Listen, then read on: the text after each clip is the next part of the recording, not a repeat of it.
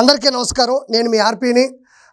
వైఎస్ఆర్సీపీ ఎలా utter flop అయింది, 11 సీట్లకి ఎందుకు వచ్చిందో అందరికీ తెలుసు. అప్పుడు కూడా టీడీపీ ప్రభుత్వం మీద అసత్య ప్రచారాలు, విషయాన్ని బురదని చెమ్మడం, ఎన్నెన్నో ప్రయోగాలు చేయడం అనేది చాలా చేశారు. అందుకే వాళ్ళు ఓడిపోయారు.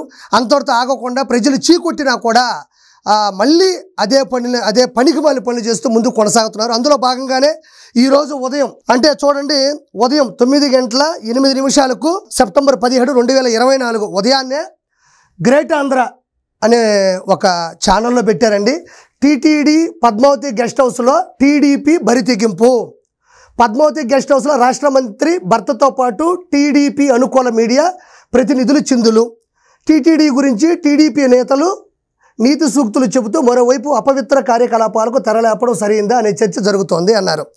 ఇది 9:08 పెట్టారు.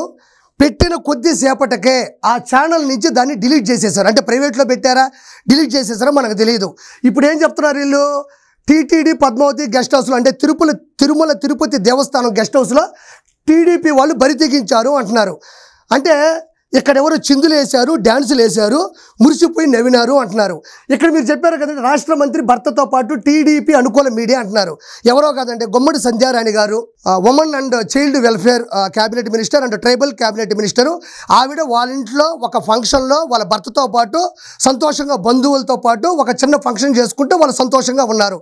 ఎప్పుడో జరిగిన అంశాన్ని, ఎప్పుడో జరిగిన వీడియోని యాజ్ ఇట్ ఈస్ అలా డౌన్లోడ్ చేసుకొని తీసుకొని వచ్చి గ్రేట్ ఆంధ్ర అనే ఒక ఛానల్, అంటే వైఎస్ఆర్సీపీ బిస్కెట్లు, కుక్క బిస్కెట్లు తినే గ్రేట్ ఆంధ్ర అనే ఒక ఛానల్లో, చిల్లర కోసం కకృతిపడే ఒక ఛానళ్ళు, ఎక్కడో జరిగిన దాన్ని తీసుకొచ్చి టీడీపీలో ఉండేటువంటి టీటీడీ పద్మావతి గెస్ట్ హౌస్లో, అంటే ఇప్పుడు టీడీపీ గవర్నమెంట్లో ఉండే టీటీడీ పద్మావతి గెస్ట్ హౌస్లో డ్యాన్సులు వేస్తున్నారని అసత్య ప్రచారం చేశారు.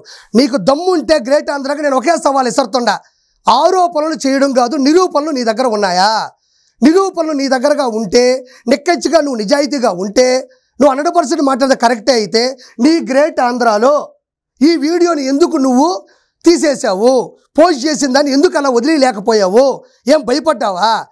అంటే ఎవరు ఏమీ అనర్లే, ఏదో వైఎస్ఆర్సీపీ వాళ్ళు ఇచ్చే పేటీఎం బ్యాచ్ ఇచ్చే డబ్బులు తీసుకొని ఏ సైటో కారో కొనుక్కుందాం అనుకున్నాడు గ్రేట్ ఆంధ్ర వాడు. కట్ చేస్తే ఎప్పుడైతే వ్యతిరేకత వచ్చిందో, ఈ వీడియో పలానా చోట ఉన్నింది, వాళ్ళ ఇంట్లో వాళ్ళు ఫంక్షన్ చేసుకున్నారు, వాళ్ళ ఇంట్లో ఏదో చిన్నపాటి సంతోష కార్యక్రమం జరిగింది అని తెలిసేసరికి భయపడి తీసేశాడు. ఇది ఫేకు. గుమ్మడి సంధ్యారాణి గారు వాళ్ళ కుటుంబంతో సహా, బంధువులతో సహా సంతోషంగా జరుపుకున్నటువంటి ఒక వీడియోని తీసుకొచ్చి టీటీడీలో జరిగింది పద్మావతి గారి గెస్ట్ హౌస్, అంటే పద్మావతి తల్లి గెస్ట్ హౌస్లో జరిగిందని చెప్తున్నారు. తిరుమలలో పైన జరిగితే ఆ ఆరోపణలకు నిరూపణలు చూపిస్తూ ప్రశ్నించవచ్చు, బెదిరించవచ్చు, ఎదిరించవచ్చు. అది నిజమని వాస్తవాలు బయట పెట్టకుండా ఎందుకు తీసేశారు? నేను ఇంతకుముందు కూడా చాలాసార్లు చెప్పా, తిరుమల తిరుపతి దేవస్థానం జోలికి పోబాకండి.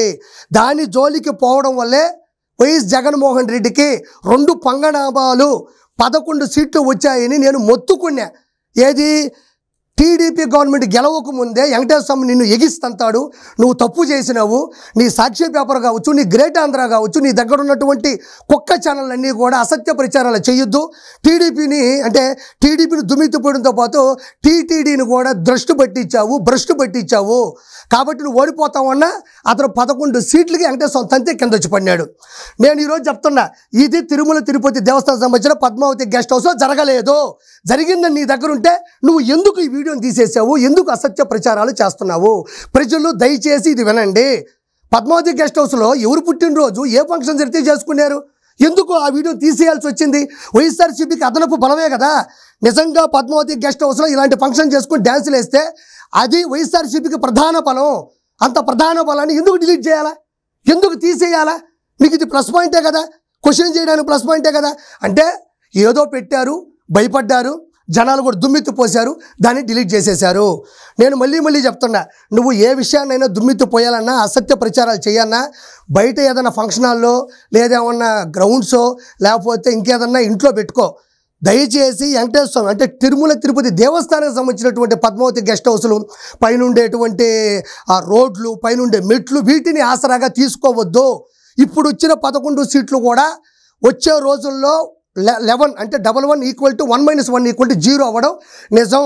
నువ్వు తిరుమల తిరుపతి దేవస్థానంలో పద్మావతి గెస్ట్ హౌస్ ఇది జరిగిందని చెప్తున్నావే, నేను అడిగిన దానికి సమాధానం చెప్పు. అన్నదానాన్ని అవహేళన చేసింది ఎవరు? లడ్డూ ప్రసాదాన్ని పాడు చేసింది ఎవరు? హుండీలో ఉండే ఆదాయాన్ని స్వార్థం కోసం వాడుకున్నది ఎవరు? పైన ఉండే కొండ మీద ఉండే పూజారుల్ని పండితుల్ని భయపెట్టి బాధపెట్టి బ్లాక్మెయిల్ చేసింది ఎవరు? అన్యమత ప్రచారాన్ని విస్తృతంగా చేసింది ఎవరు? మద్య మాంసాల్ని కొండ మీద, పవిత్రమైన కొండ మీద విక్రయించింది ఎవరు? ప్రోత్సహించింది ఎవరు? ప్రేరేపించింది ఎవరు? సామాన్య భక్తులు మెట్ల మీద నడుచుకుంటూ వచ్చే సామాన్య భక్తుల దర్శన ప్రాధాన్యతను తగ్గించింది ఎవరు? తిరుమల కొండ మీద ఉండే దర్శనాల్ని వ్యాపారాత్మకంగా మలిచింది ఎవరు? తిరుగులేని శక్తి ఉన్న తిరుమల కొండ మీద రౌడీ దౌర్జన్యమైనటువంటి రాజకీయాన్ని ప్రవేశపెట్టింది ఎవరు? వైఎస్ జగన్మోహన్ రెడ్డి కాదా? ఇవన్నీ చేయబట్టే కదా ఆ వెంకటేశ్వర ఎగిస్తంత ఈరోజు ఇట్ట పడ్డారు. కాబట్టి దయచేసి ఏదైనా మాట్లాడాలన్నా కొంచెం చూసి మాట్లాడండి. అబద్ధపు ప్రచారాలు వద్దు, విష ప్రచారాలు వద్దు, బురద చల్లే ప్రచారాలు వద్దు. జనాలు చూస్తున్నారు. 2019 పైన 2024 ఇలాంటివే చేశారు మీరు. దయచేసి వెంకటేశ్వర జోలికి వెళ్ళొద్దు, కిండలు చేయొద్దు, జంపాలు పడొద్దు, అబద్ధాలు చెప్పొద్దు. దయచేసి మళ్ళీ జగన్మోహన్ రెడ్డి పేటీఎం బ్యాచ్కి, జగన్మోహన్ రెడ్డి దగ్గర ఉండేటువంటి మనుషులకి కూడా చెప్తా ఉన్నా, దయచేసి ఇలాంటి అబద్ధపు ప్రచారాలు చెయ్యొద్దు. 2029లో ఉన్న 11లో నీకు ఒకటి వచ్చేది కూడా అవకాశం లేదు. మళ్ళీ డిజాస్టర్, అటర్ ఫ్లాప్ అయిపోతావు.